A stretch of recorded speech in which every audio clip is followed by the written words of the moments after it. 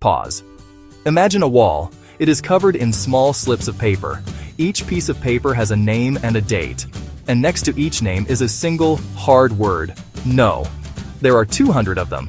200 rejections. 200 moments where our dream was dismissed. Each one felt like a closed door, a final verdict on our passion. For a full year, this was our reality. The echo of no followed us from every meeting, every email, every phone call. It became the soundtrack to our long nights and our anxious mornings, a constant heavy reminder of how far we were from our goal. But this is not a story about failure. It is a story about what happens after the 200th no. Our journey began in a space that was anything but glamorous. A small rented office with one window that overlooked a brick wall, one long table, 6 mismatched chairs, 5 of us. A small band of believers, huddled by purpose. Not to build an app, not to chase a trend. We believed in something bigger. Small shop owners, bakers, florists, booksellers, being left behind as the world moved online. Give small businesses the same tools as the giants. Level the playing field. Not just software, empower people. This purpose was our fuel. Not seasoned executives, just a coder, a designer, a salesperson, and a shared belief. We didn't start with features. We started with the baker story. That was our North Star. Money runs out. Enthusiasm fades. But a clear why is resilient, an anchor in a storm. The first few no's were easy to dismiss. We'd read the books, we'd heard the stories. Rejection was part of the game, a rite of passage. So we'd pin the email printout to the wall, laugh and say, "They just don't get it." It was a shield. This belief that we were seeing a future others couldn't. We were convinced that anyone who spent a day with a small business owner would understand immediately. We had a working product that solved a real, tangible problem. We'd seen the frustration firsthand. Clunky point-of-sale systems, abandoned online carts, and the quiet desperation of owners trying to compete with giants. Our solution was simple, elegant, and it worked. The proof wasn't just in our code, it was in the hands of our first users. 5 local shops, the lifeblood of our own neighborhood, had agreed to try it for a small monthly fee. A baker, a florist, a bookstore owner. They were our heroes. Their feedback was our oxygen. They told us it was intuitive, that it saved them precious minutes on every transaction, that their customers found it surprisingly easy. One owner said it was the first piece of technology that felt like it was designed for them, not for a Silicon Valley spreadsheet. That feedback was gold. It was the fuel that powered us through late nights and the conviction that kept us going. We weren't just building an app, we were building a lifeline.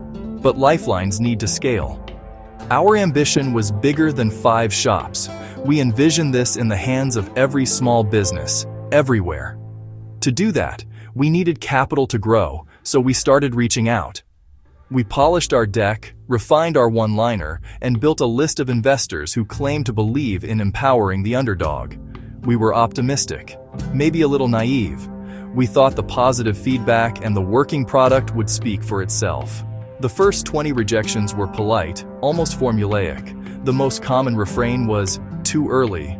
It was a gentle letdown, a non-committal pat on the head. "Come back when you have more traction," they'd say. It was frustrating, a classic chicken and egg problem. We needed capital to get more traction, but we needed more traction to get capital. Still, we took it as a challenge. We doubled down, trying to squeeze more growth out of our shoestring budget. Then the feedback shifted. The new theme was market size. Is this a venture scale business? The total addressable market feels niche. Suddenly, the very people we were fighting for, the bakers, the florists, the booksellers, were being dismissed as a rounding error. Our passion was being translated into a financial model and found wanting. So we tweaked the slides. We found new data. We reframed the narrative. We tried to make our small local heroes look like a global phenomenon on a hockey stick trajectory. But the no's kept coming. Each one felt a little colder, a little more dismissive. After 50, the politeness felt scripted.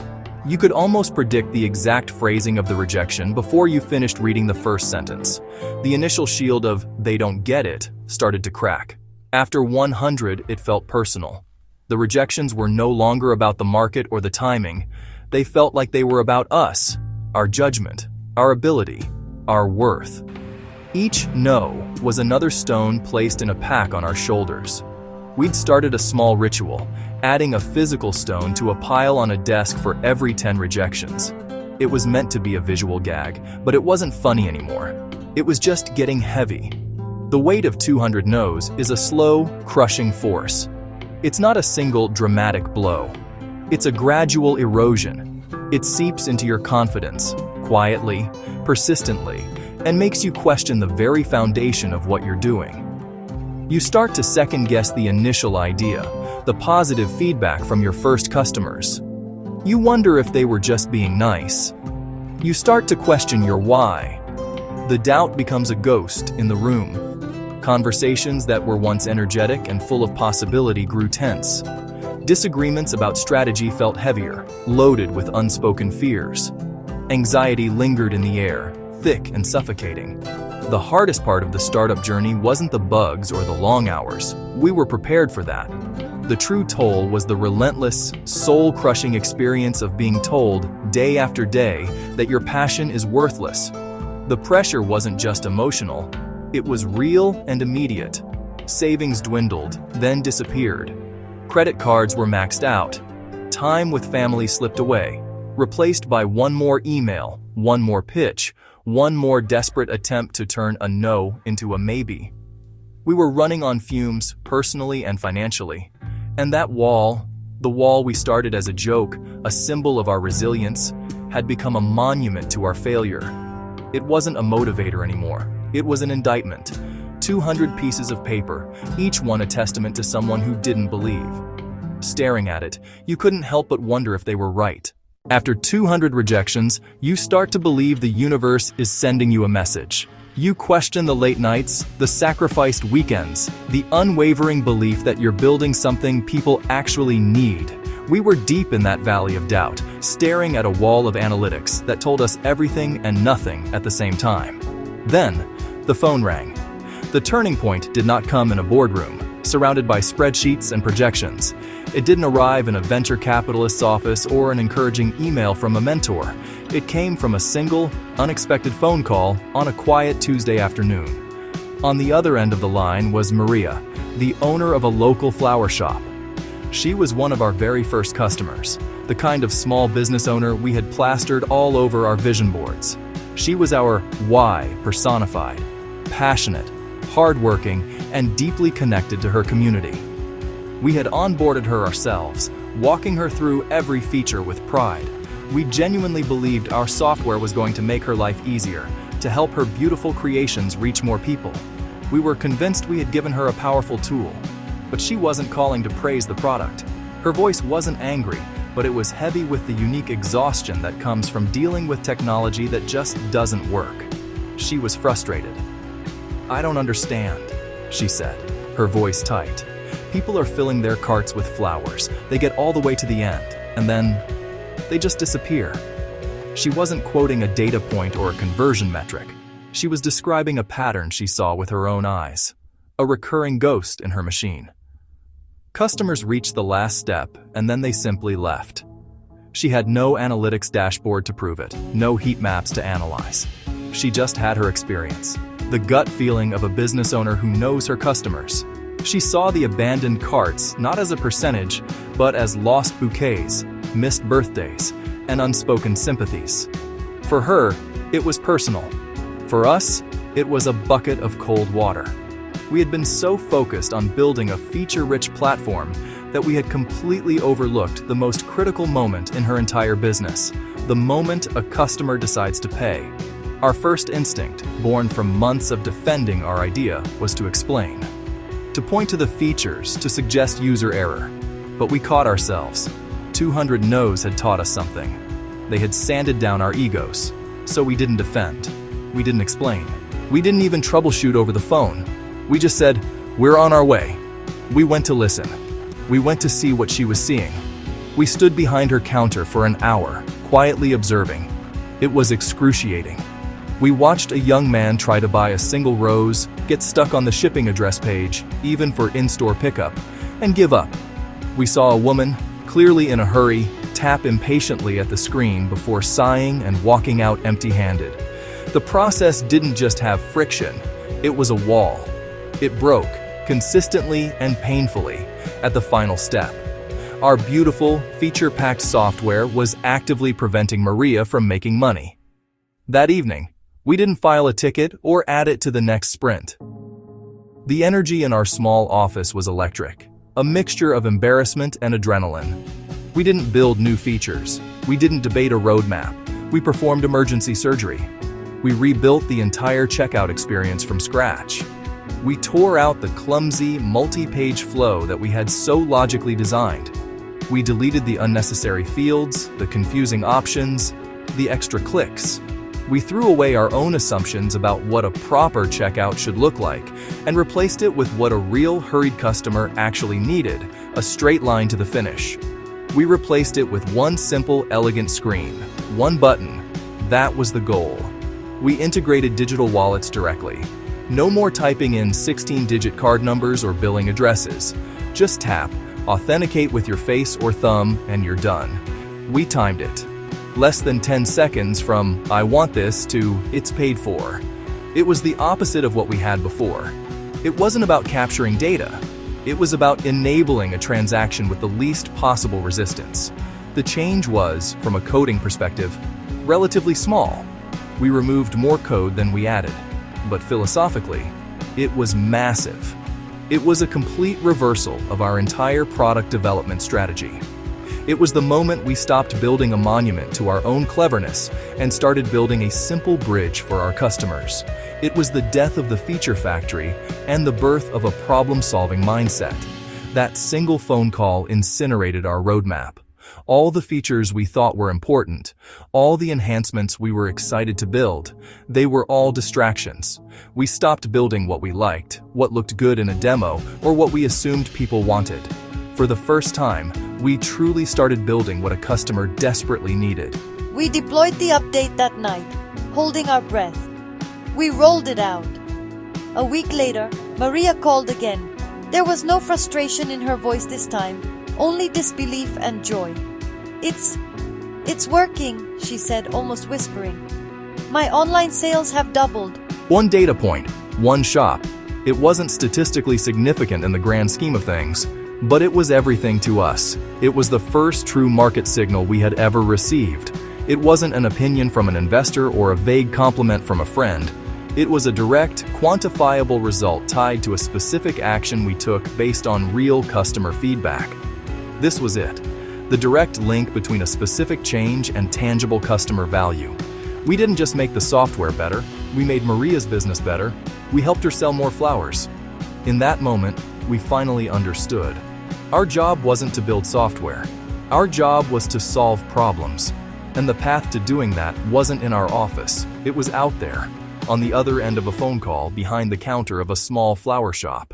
That one piece of data, that single observation from Maria's checkout counter, became our obsession. It was more than a hunch. It was a hypothesis. But a hypothesis is just a story until you prove it. And we knew that after 200 rejections, another story wouldn't be enough. We needed irrefutable proof. The burden was on us to move from anecdote to evidence, from a single data point to a statistically significant result. Our entire focus narrowed. Every conversation, every line of code, every late-night debate revolved around a single question. How do we prove this works and works everywhere? We carefully selected 10 stores for our pilot program, a diverse cohort representing different industries and customer bases. We needed to ensure the results weren't a fluke, not specific to one type of business. We rolled the change out silently, a simple software update pushed overnight. Then came the hardest part. We waited, and we watched. The days felt like weeks. We built a real-time dashboard, a screen in our tiny office that became our collective focal point. We were glued to it, watching session data, tracking conversion funnels, and holding our breath with every transaction. The first week's data was promising, but we remained skeptical. We had to account for confounding variables. Was there a local holiday? A seasonal spike? We meticulously cleaned the data, comparing the test group against a control group of similar stores that didn't have the update. We analyzed time windows, ensuring we were comparing apples to apples. By the end of the first month, the noise quieted and a clear signal emerged. The results were consistent across all 10 stores, a 15 to 20% lift in completed sales. It wasn't just a number, it was a pattern. We had isolated the variable and proven attribution. The change we made was directly causing the increase. That number changed everything for us. Internally, it was a massive injection of confidence. Externally, it became our weapon. We finally had a concrete result, not a vague promise of efficiency or better user experience. We had a money outcome, a 15% sales lift. We took our old 50-page pitch deck, the one filled with market-size projections, complex feature roadmaps, and team bios, and we threw it away. It was liberating. All of that effort, all those words, had failed to communicate the one thing that truly mattered. We cut our entire pitch down to just 3 slides. The first slide, small businesses lose sales at checkout. That was the problem. The second, a simple animation of our one-click payment flow. That was the solution. And the third slide, the most important one, a single, powerful chart showing the 15% lift with a note on our methodology. Problem, solution, proof. That was it. That was the whole story. The tone of our meetings shifted overnight. The polite but vacant stares turned into engaged, penetrating looks. The vague, dismissive no's turned into specific, challenging questions. How did you measure that? Can this be replicated at 100 stores? 1,000? What was the impact on customer churn? These weren't rejections. They were diligence. They were the questions you get when someone starts to believe you. We were no longer selling a dream of what our software could do. We stopped talking about our vision for the future of commerce. Instead, we presented cold, hard evidence of what it had already done. We showed them the dashboards, the methodology, the cohort analysis. We offered to connect them with the 10-store owners. We learned the most critical lesson in our journey. One verifiable metric is infinitely more powerful than 100 slides of speculation. Proof is louder than promises. It was one of those 10 shop owners, thrilled with her results, who made the introduction that changed our trajectory. She introduced us to a retired tech executive who had become an informal advisor for local businesses. He wasn't an active investor, just a mentor. We met him for coffee. We didn't pitch him, we just told him our story. We told him about the small room, the ramen noodles, the 200 rejections. We showed him the old deck, and then we showed him the new one. He listened patiently for almost an hour without saying a word. When he finally spoke, he didn't offer a magic formula or a secret contact list. He offered something far more valuable: perspective.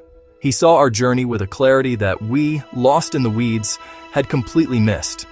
He looked at us and said, "You realize what happened, don't you? You stopped selling software. You started solving a money problem. Nobody wants to buy software. Everybody wants to solve their money problems." It was so simple, so obvious in hindsight. He taught us to simplify our story even further. Your entire company, your whole story, he said, can be communicated in 2 words. 15%. That's it. That's what you sell. He became our North Star. He helped us understand that the goal wasn't just to find investor, but the investors, the ones who valued evidence over hype, and who understood the small business market. He taught us to focus the message, find the right audience, and let the proof do the talking. Armed with proof, a simplified pitch, and a mentor, we started again. We were strategic, focused. The no's changed. They taught us. We showed applicability beyond retail. Dentists, mechanics, services.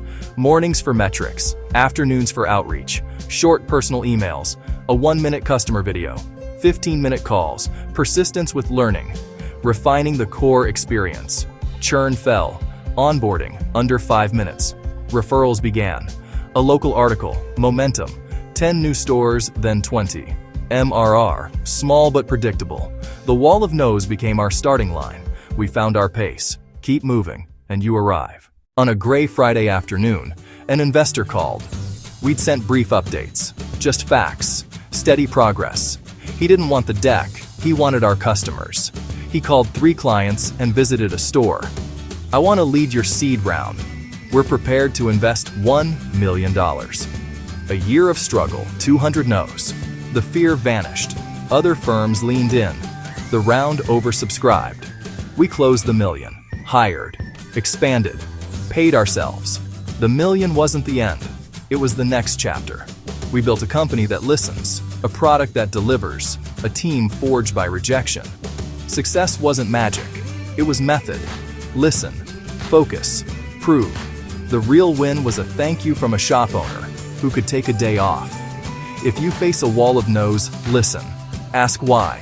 Fix one small thing. Find one undeniable proof.